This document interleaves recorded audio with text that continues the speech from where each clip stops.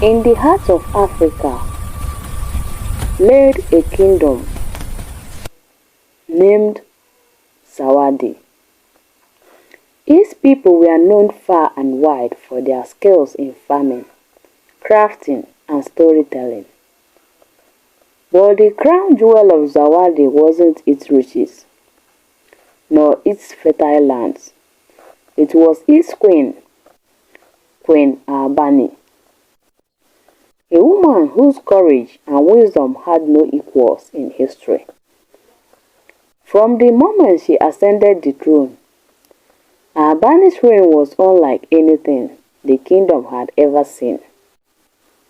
She was young, yet her eyes carried the weight of centuries, and her voice commanded attention, not through fear, but through respect. The people loved her, not because she wore a crown, but because she listened to their whispers, felt their pain, and celebrated their triumphs.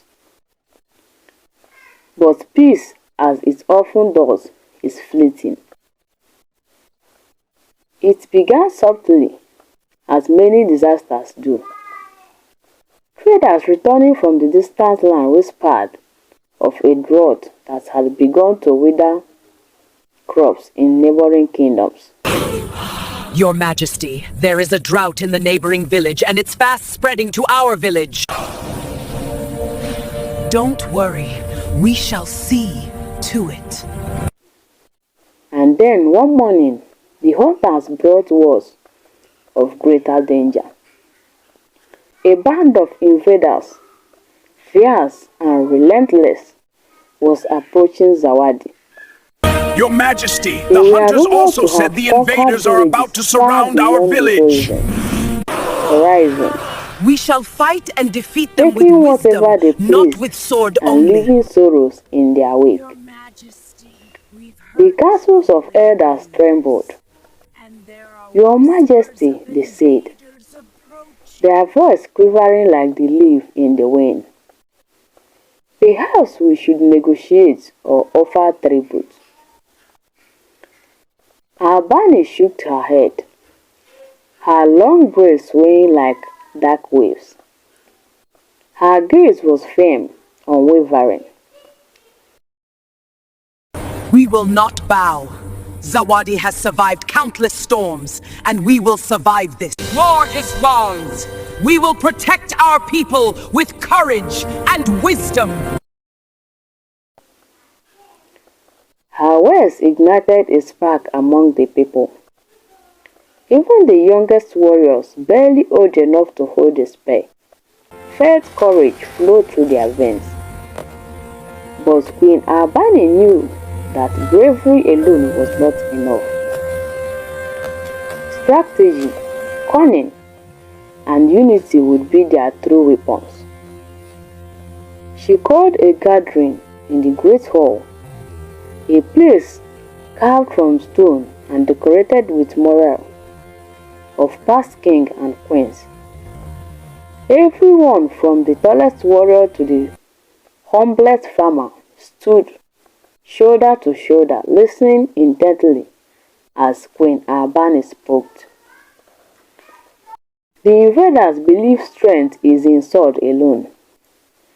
They do not understand the heart of Zawadi. We are a people of intelligence, of courage, and of unwavering loyalty. We will not fight blindly, we will fight smart. Over the next days, Queen Albani worked tirelessly. She divided the warriors into small groups, each trained in unique tactics. She sent scouts into the forest to study the enemy, learning their patterns, their weakness, even their fears. But her greatest plan was yet unseen. Something only a ruler of true wisdom could conceive. One night, under the cloak of darkness, Adana climbed the highest hill in the kingdom, From there she could see the glimmer of the approaching invaders, torches in distance. The wind whispered through her hair, carrying the scent of earth and the scent of destiny. She didn't flinch. She raised her hand, signaling her scouts below. When the invaders arrived, more than they were met with more than spears and shields. Zawadi had prepared traps and used the very land itself as a weapon. Hidden pits.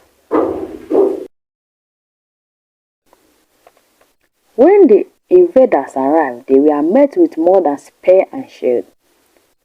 Zawadi had prepared traps that used the very land itself as a weapon.